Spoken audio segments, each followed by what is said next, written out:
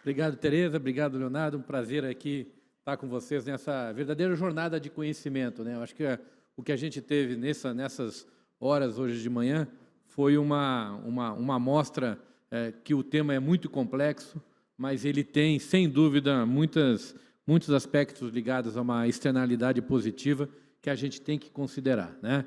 Então, eu não vou ficar aqui repetindo os argumentos e as informações que já foram prestadas pelos nossos painelistas que nos antecederam aqui, dizer do meu prazer de poder compor aí com os demais membros dessa mesa esse painel, né? E eu trago aqui um pouco a visão, então, dos produtores de petróleo, né? As empresas produtoras de petróleo e gás que estão congregadas dentro dessa organização que é o Instituto Brasileiro de Petróleo e Gás. Nós temos 68 anos de idade, né? Fomos criados ainda nos anos 50, né? Para representar e fazer o progresso da nossa indústria de petróleo e gás. E eu quero trazer para vocês, primeiro, uma mensagem de tranquilidade, né? Eu acho que o que a gente faz no Brasil e no mundo, né? Produzindo hoje 80% da energia consumida a nível mundial, os hidrocarbonetos, os combustíveis de origem fóssil, hoje representam 80% da energia primária do mundo, né? O Brasil tem um número muito menor, né? Nós oferecemos aí para a sociedade brasileira 43% da energia primária. É um número bastante reduzido quando se compara na média mundial, mas vários países do mundo têm uma matriz energética que quase 100% da energia vem do petróleo, né? Então, essa é a primeira análise importante. A gente faz isso com uma enorme responsabilidade ambiental, uma enorme responsabilidade operacional, uma enorme responsabilidade social, né?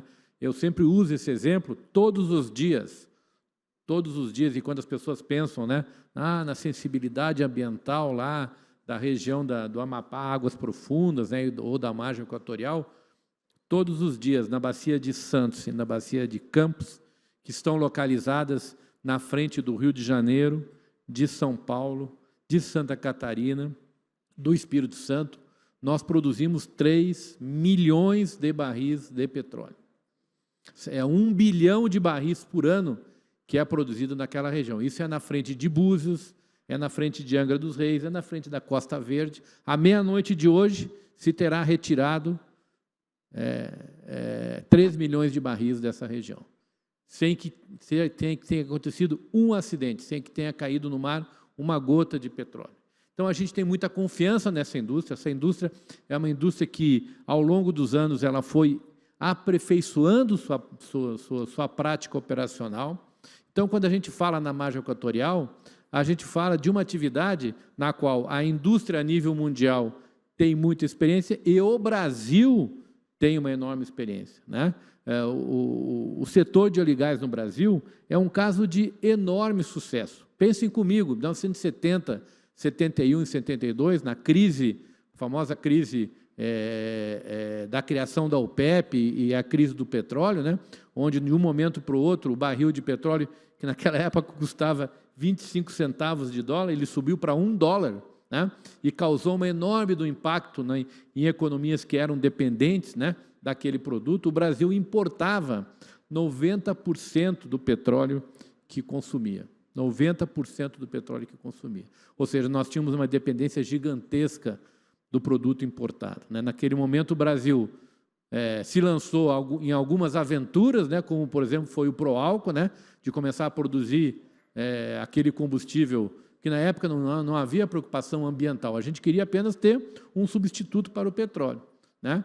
E aí nós tivemos a presença da Petrobras e depois, a partir de 98, a chegada das outras empresas estrangeiras no Brasil e também brasileiras, né, se lançando nessa aventura de encontrar hidrocarbonetos, né, inicialmente em ambiente terrestre, depois em águas rasas, depois de águas profundas e agora em águas ultraprofundas, né? E hoje nós produzimos aí 3,5 milhões de barris, né, de petróleo. Se agregarmos o gás natural, nós vamos a mais de 4 milhões de barris. O ano passado, o petróleo foi o produto mais exportado pelo Brasil.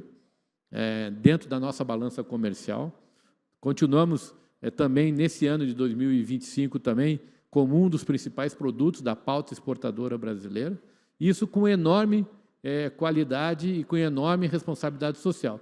O secretário Pietro Mendes mostrou para vocês aqui um slide mostrando qual é o componente de emissão do nosso barril de petróleo produzido. Nós temos um dos barris de petróleo mais descarbonizados do mundo. É por isso que a gente diz que se o Brasil parar de produzir petróleo, o mundo vai emitir mais CO2. Nós vamos comprar um petróleo certamente mais carbonizado. E é isso que vai acontecer se a gente não encontrar, se a gente não identificar outras reservas de petróleo que vão fazer a substituição da produção de petróleo hoje concentrada em duas bacias que estão em processo de amadurecimento. A bacia de Campos hoje já produz cerca de 50% que produzia, e a bacia de Santos, o chamado pré-sal, vai entrar também em uma situação de amadurecimento, que é uma situação normal que acontece em todos os projetos de petróleo. Um campo de petróleo produz entre 27 e 35 anos no máximo. É evidente que nós temos alguns campos, no caso, por exemplo, da bacia do Recôncavo, temos campos que Carmópolis, por exemplo, produz há mais de 70 anos, mas são casos extraordinários. A regra geral é essa. Então, a gente tem que ter essa preocupação na questão da segurança energética, nós temos que ter essa preocupação de continuar produzindo petróleo no Brasil. Isso se dá por um enorme aspecto ligado à nossa economia e à nossa indústria. Isso que eu gostaria de chamar a atenção, para não também ocupar muito o tempo de vocês. Eu sei que o pessoal já está aqui pensando no almoço, então não vou usar todo o meu tempo. Eu só queria ressaltar um último aspecto dessa discussão, que é o aspecto do conhecimento.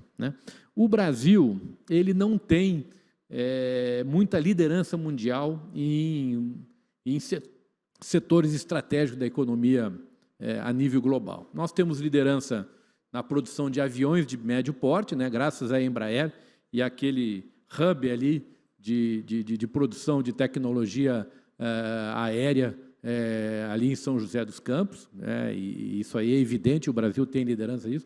Nós temos liderança na área agrícola, produção de alimentos, graças ao empreendedorismo, graças ao conhecimento, graças à existência de uma empresa como a Embrapa. Enfim, isso é um caso conhecido. Mas o terceiro caso é o setor de óleo e gás. Essa jornada que nós apresentamos aqui, que eu mencionei, desde do choque do petróleo, é uma jornada da engenharia brasileira, é uma jornada de conhecimento.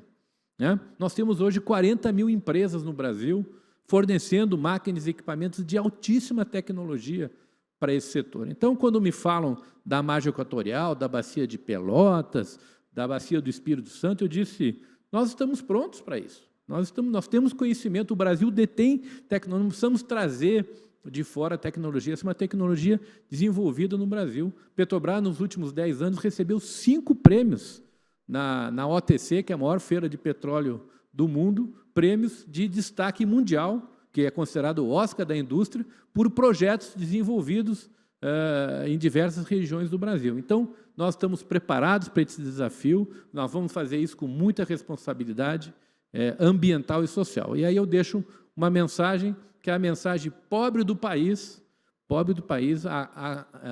ao qual é vedada a informação sobre a existência ou não de riquezas em seu subsolo. Eu acho que isso é uma reflexão que eu trago, porque é disso que se trata. Nós estamos falando de uma atividade exploratória para identificar ou não a ocorrência da presença de hidrocarbonetos naquela região, e é por isso que a gente defende muito, com essa informação e com esse ambiente que eu mencionei, a exploração de petróleo na região de Amapá, das águas profundas. Muito obrigado.